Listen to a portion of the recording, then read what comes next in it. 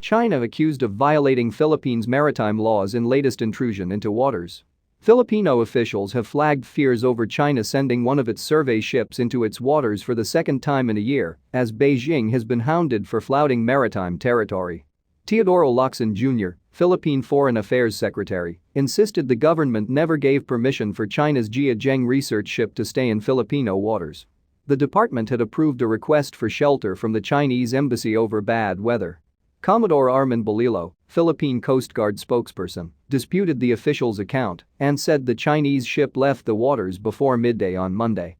Jiazheng's captain refused to allow Filipino Coast Guards to board the vessel over coronavirus restrictions after entering Philippine waters.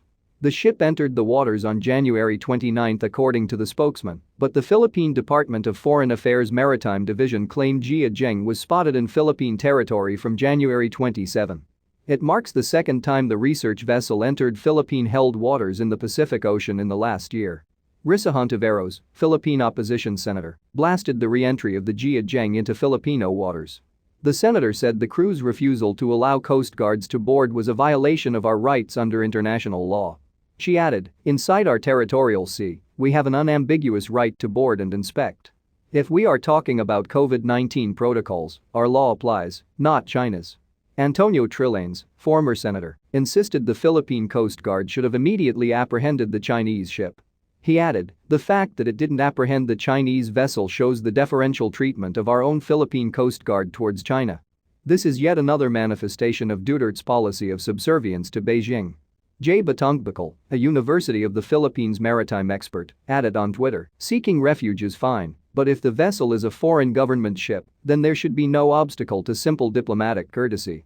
China's embassy in Manila denied they had intruded the Philippines and said reports they had were sensationalized.